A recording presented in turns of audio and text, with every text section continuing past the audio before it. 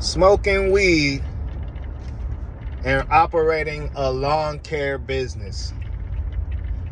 My story. All right. Now, when it comes to smoking weed, I've been smoking weed since maybe like I smoked weed when I was like 15 or 16, but I didn't start smoking weed regularly until after I graduated high school, because I was always doing sports and stuff, and I just didn't think they mixed. I wasn't one of those people, right? But all my homies smoke weed. Even cats on the football team smoke. It was dudes smoking on the bus. It was dudes smoking before practice, before the game, but that wasn't me. Now, after high school, started smoking more. And then around maybe the age of, I started drinking a lot too after high school. But then around the age of when I stopped playing football in college, I started smoking more and drinking less. So I've probably been smoking daily since I was probably like 20, on a daily basis, smoking multiple times a day. All right. Now, it never, I'm sure everything you do affects you, right? But it never was a super hindrance, because I was always in sales from an early age. I was doing like over the phone sales. I was able to make money and a good amount of it. And I never had to confront not smoking weed. Now, once I fast forward maybe a decade and I started smoking at 20. Fast forward 15 years of smoking daily, right? When I decided to start my business, I never really thought about if smoking would hinder my lawn care business. Matter of fact, I thought I could smoke even more now. I don't operate a zero turn. I got a push mower. When I was doing my own lawn, I'd like to smoke, before I mow my lawn, and it just put me in once you've been smoking that long, you don't really even get you don't get goofy high and trip and fall. That's like the first handful of times you smoke. Once you've been smoking for that long, it's really like smoking cigarettes. It don't really affect you like that. Matter of fact, I'm gonna keep it a buck, right? Let's just keep it a buck. Smoking helped me in the beginning stages of my business. When it's just physical labor, I don't got a zero turn. I'm busting out 10 to 15 lawns a day with a push mower. I fire up at the beginning of my day, get my coffee in, and go to work. I'm talking about, I don't need food. All I need was some smoke and some coffee. Upper or downer, I know it don't make sense, but it's the perfect combination. If you know, you know. And just be able to muscle through my day. As long as I got my earphones, I got my music, my podcast, whatever, I'm good. Now,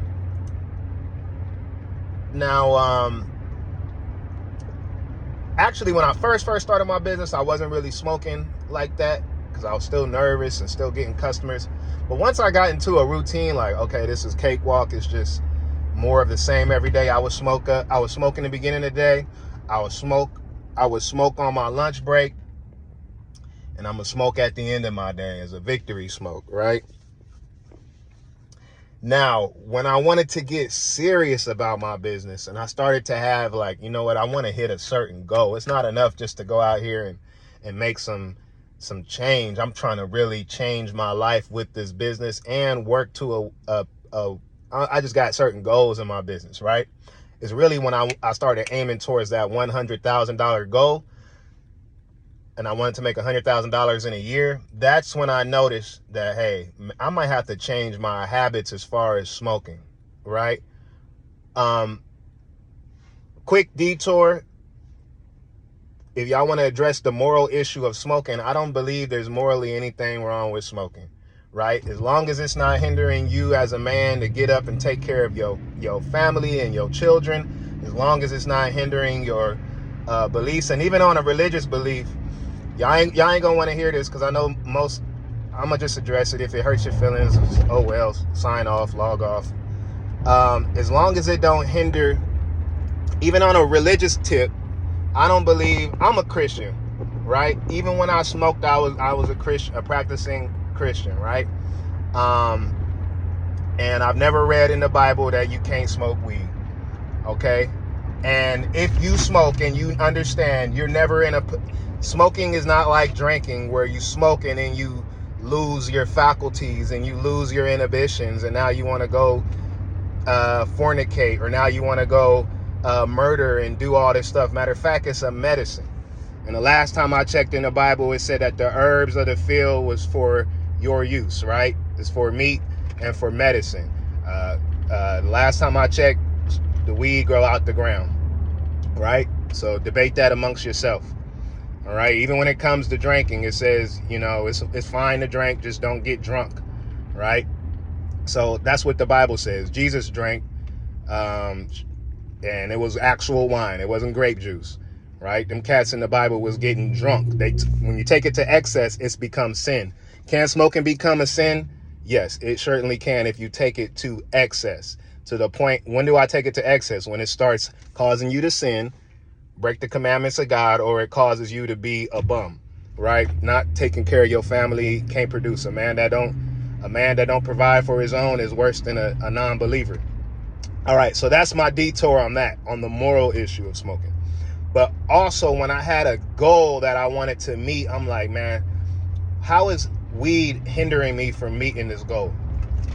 How it was affecting me is because I got to the point where I wanted to avoid talking to customers, avoid talking to my customers and neighbors, right? Why did I want to avoid them? Because I was high. I didn't want them to notice, oh, okay, I'm a little inebriated. Maybe I smell like smoke. That was the main thing. Smell like smoke, so I didn't want them to attach me. I'm spraying all the time, so I'm just like, you know what? This is a nuisance more than anything. And can I make a living and provide for my family smoking every day? Yeah, absolutely. But did it become a hindrance? Yes. So what I started to do was taking breaks. And at first, I always took a break. For one, I didn't smoke on the Sabbath, right? Because for one, you're not supposed to kindle a fire on the Sabbath. Whole nother topic. So I didn't smoke on the Sabbath, but I thought that was enough. Like, okay, I get a break, a daily break once a week.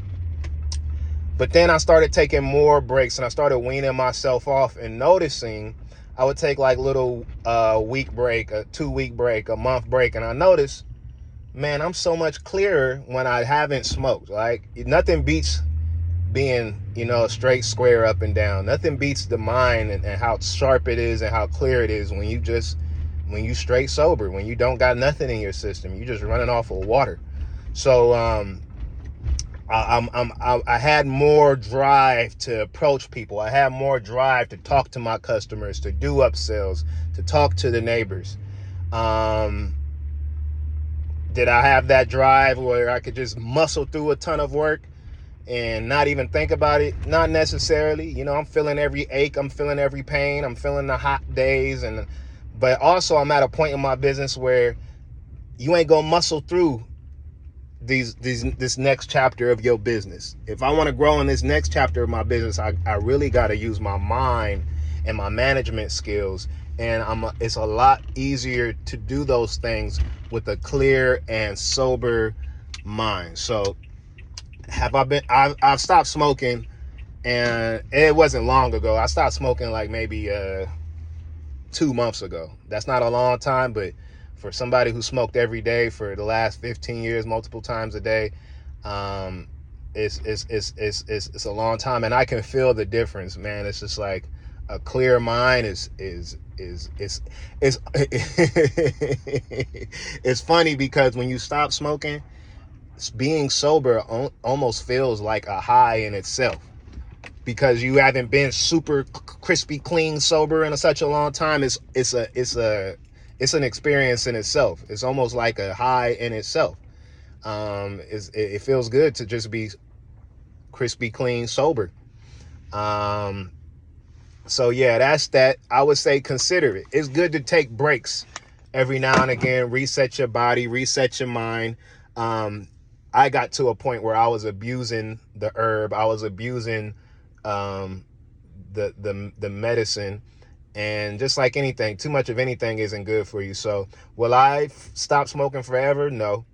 But for the time being, I got some goals that's more important to me than just getting blazed or whatever like that.